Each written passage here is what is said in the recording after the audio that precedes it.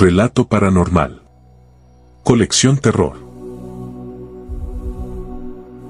El demonio de la perversidad. La obra trata esencialmente de los impulsos autodestructivos que mueven al narrador, impulsos que el autor identifica con el demonio de la perversidad. El narrador describe este principio como un agente espiritual que obliga a las personas a hacer cosas por el mero hecho de que no deberían hacerlas. La frase es hoy corriente en lengua inglesa y se considera que este autor pudo estar en el origen de la misma. 1809 a 1849. Edgar Allan Poe. El demonio de la perversidad. En la consideración de las facultades e impulsos de los prima mobilia del alma humana, los frenólogos han olvidado una tendencia que, aunque evidentemente existe como un sentimiento radical, primitivo, irreductible, los moralistas que los precedieron también habían pasado por alto. Con la perfecta arrogancia de la razón, todos la hemos pasado por alto. Hemos permitido que su existencia escapara a nuestro conocimiento tan solo por falta de creencia, de fe, sea fe en la revelación o fe en la cábala. Nunca se nos ha ocurrido pensar en ella, simplemente por su gratuidad. No creímos que esa tendencia tuviera necesidad de un impulso. No podíamos percibir su necesidad. No podíamos entender, es decir, aunque la noción de este primum mobile se hubiese introducido por sí misma, no podíamos entender de qué modo era capaz de actuar para mover las cosas humanas, ya temporales, ya eternas. No es posible negar que la frenología, y en gran medida toda la metafísica, han sido elaboradas a priori. El metafísico y el lógico, más que el hombre que piensa o el que observa, se ponen a imaginar designios de Dios, a dictar propósitos. Habiendo sondeado de esta manera, a gusto, las intenciones de Jehová, construyen sobre estas intenciones sus innumerables sistemas mentales. En materia de frenología, por ejemplo, hemos determinado, primero, por lo demás era bastante natural hacerlo, que, entre los designios de la divinidad se contaba el de que el hombre comiera. Asignamos, pues, a este un órgano de la alimentividad para alimentarse, y este órgano es el acicate con el cual la deidad fuerza al hombre, quieras que no, a comer. En segundo lugar, habiendo decidido que la voluntad de Dios quiere que el hombre propague la especie, descubrimos inmediatamente un órgano de la amatividad. Y lo mismo hicimos con la combatividad, la idealidad, la casualidad, la constructividad, en una palabra, con todos los órganos que representaran una tendencia, un sentimiento moral o una facultad del puro intelecto.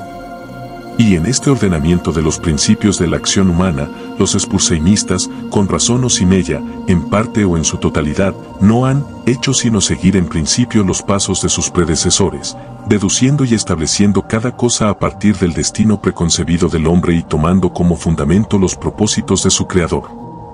Hubiera sido más prudente, hubiera sido más seguro fundar nuestra clasificación, puesto que debemos hacerla, en lo que el hombre habitual u ocasionalmente hace, y en lo que siempre hace ocasionalmente, en cambio de fundarla en la hipótesis de lo que Dios pretende obligarle a hacer. Si no podemos comprender a Dios en sus obras visibles, ¿cómo lo comprenderíamos en los inconcebibles pensamientos que dan vida a sus obras? Si no podemos entenderlo en sus criaturas objetivas, ¿cómo hemos de comprenderlo en sus tendencias esenciales y en las fases de la creación? La inducción a posteriori hubiera llevado a la frenología a admitir, como principio innato y primitivo de la acción humana, algo paradójico que podemos llamar perversidad a falta de un término más característico. En el sentido que le doy es, en realidad, un móvil sin motivo, un motivo no motivado. Bajo sus incitaciones actuamos sin objeto comprensible, o, si esto se considera una contradicción en los términos, podemos llegar a modificar la proposición y decir que bajo sus incitaciones actuamos por la razón de que no deberíamos actuar. En teoría ninguna razón puede ser más irrazonable, pero, de hecho, no hay ninguna más fuerte. Para ciertos espíritus, en ciertas condiciones llega a ser absolutamente irresistible.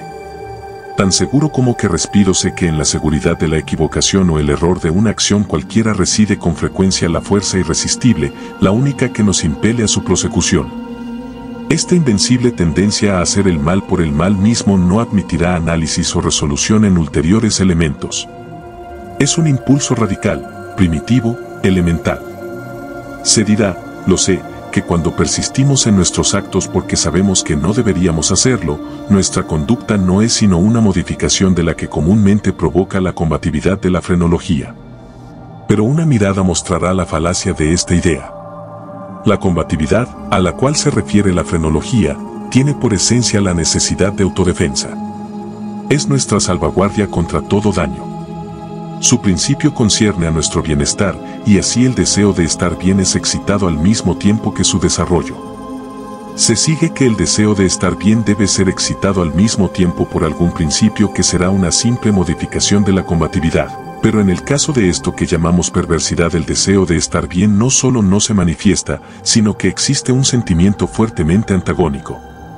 Si se apela al propio corazón, se hallará, después de todo, la mejor réplica a la sofistería que acaba de señalarse. Nadie que consulte con sinceridad su alma y la someta a todas las preguntas estará dispuesto a negar que esa tendencia es absolutamente radical. No es más incomprensible que característica. No hay hombre viviente a quien en algún periodo no lo haya atormentado, por ejemplo, un vehemente deseo de torturar a su interlocutor con circunloquios. El que habla advierte el desagrado que causa, tiene toda la intención de agradar, por lo demás, es breve, preciso y claro, el lenguaje más lacónico y más luminoso lucha por brotar de su boca, solo con dificultad refrena su curso, teme y lamenta la cólera de aquel a quien se dirige, sin embargo, se le ocurre la idea de que puede engendrar esa cólera con ciertos incisos y ciertos paréntesis. Este solo pensamiento es suficiente. El impulso crece hasta el deseo hasta el anhelo hasta una ansia incontrolable y el ansia, con gran pesar y mortificación del que habla y desafiando todas las consecuencias, es consentida. Tenemos ante nosotros una tarea que debe ser cumplida velozmente. Sabemos que la demora será ruinosa. La crisis más importante de nuestra vida exige, a grandes voces, energía y acción inmediatas. Ardemos, nos consumimos de ansiedad por comenzar la tarea, y en la anticipación de su magnífico resultado nuestra alma se enardece. Tiene que ser emprendida hoy y, sin embargo, la dejamos para mañana, ¿y por qué? No hay respuesta, salvo que sentimos esa actitud perversa, usando la palabra sin comprensión del principio. El día siguiente llega, y con él una ansiedad más impaciente por cumplir con nuestro deber, pero con este verdadero aumento de ansiedad llega también un indecible anhelo de postergación realmente espantosa por lo insondable. Este anhelo cobra fuerzas a medida que pasa el tiempo. La última hora para la acción está al alcance de nuestra mano. Nos estremece la violencia del conflicto interior, de lo definido con lo indefinido, de la sustancia con la sombra. Pero si la contienda ha llegado tan lejos, la sombra es la que vence, luchamos en vano. Suena la hora y doblan a muerto por nuestra felicidad. Al mismo tiempo es el canto del gallo para el fantasma que nos había atemorizado. Vuela, desaparece, somos libres. La antigua energía retorna. Trabajaremos ahora. Ay, es demasiado tarde, desaparece, somos libres. La antigua energía retorna. Trabajaremos ahora. Ay, es demasiado tarde. Estamos al borde de un precipicio. Miramos el abismo, sentimos malestar y vértigo. Nuestro primer impulso es retroceder ante el peligro. Inexplicablemente, nos quedamos. En lenta graduación, nuestro malestar y nuestro vértigo se confunden en una nube de sentimientos inefables. Por grados aún más imperceptibles esta nube cobra forma, como el vapor de la botella de donde surgió el genio en las 1001 noches. Pero en esa nube nuestra al borde del precipicio, adquiere consistencia una forma mucho más terrible que cualquier genio o demonio de leyenda, y, sin embargo, es solo un pensamiento, aunque temible, de esos que hielan hasta la médula de los huesos con la feroz delicia de su horror. Es simplemente la idea de lo que serían nuestras sensaciones durante la veloz caída desde semejante altura. Y esta caída, esta fulminante aniquilación, por la simple razón de que implica la más espantosa y la más abominable entre las más espantosas y abominables imágenes de la muerte y el sufrimiento que jamás se hayan presentado a nuestra imaginación, por esta simple razón la deseamos con más fuerza. Y porque nuestra razón nos aparta violentamente del abismo, por eso nos acercamos a él con más ímpetu. No hay en la naturaleza pasión de una impaciencia tan demoníaca como la del que, estremecido al borde de un precipicio, piensa arrojarse en él.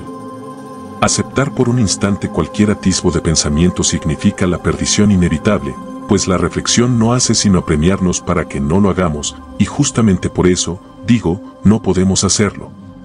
Si no hay allí un brazo amigo que nos detenga, o si fallamos en el súbito esfuerzo de echarnos atrás, nos arrojamos, nos destruimos. Examinemos estas acciones y otras similares, encontraremos que resultan solo del espíritu de perversidad.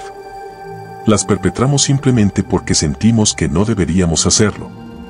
Más acá o más allá de esto no hay principio inteligible, y podríamos en verdad considerar su perversidad como una instigación directa del demonio si no supiéramos que a veces actúa en fomento del bien. He hablado tanto que en cierta medida puedo responder a vuestra pregunta, puedo explicaros por qué estoy aquí, puedo mostraros algo que tendrá, por lo menos, una débil apariencia de justificación de estos grillos y esta celda de condenado que ocupo.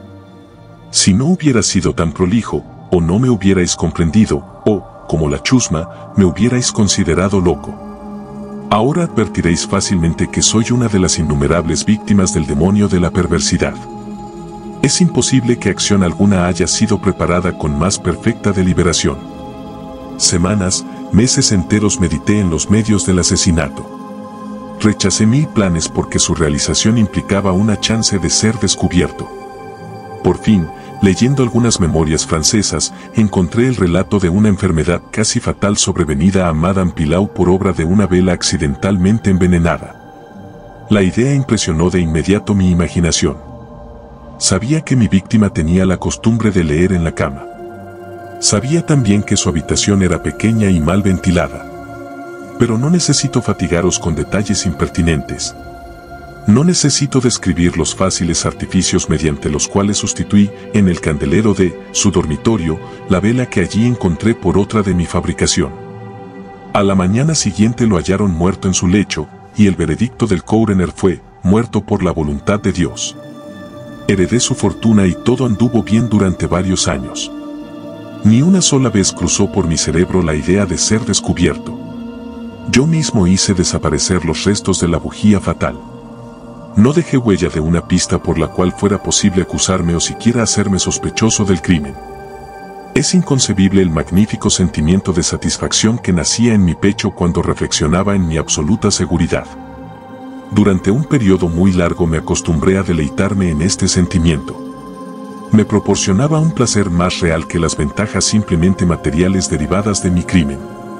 Pero le sucedió, por fin, una época en que el sentimiento agradable llegó, en gradación casi imperceptible, a convertirse en una idea obsesiva, torturante. Torturante por lo obsesiva. Apenas podía librarme de ella por momentos.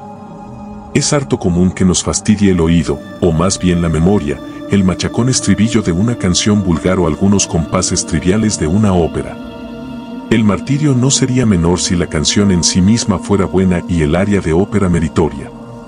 Así es como, al fin, me descubría permanentemente pensando en mi seguridad y repitiendo en voz baja la frase, estoy a salvo. Un día, mientras vagabundeaba por las calles, me sorprendí en el momento de murmurar, casi en voz alta, las palabras acostumbradas. En un acceso de petulancia les di esta nueva forma, estoy a salvo si no soy lo bastante tonto para confesar abiertamente. No bien pronuncié estas palabras, sentí que un frío de hielo penetraba hasta mi corazón. Tenía ya alguna experiencia de estos accesos de perversidad, cuya naturaleza he explicado no sin cierto esfuerzo, y recordaba que en ningún caso había resistido con éxito sus embates. Y ahora, la casual insinuación de que podía ser lo bastante tonto para confesar el asesinato del cual era culpable se enfrentaba conmigo como la verdadera sombra de mi asesinado y me llamaba a la muerte.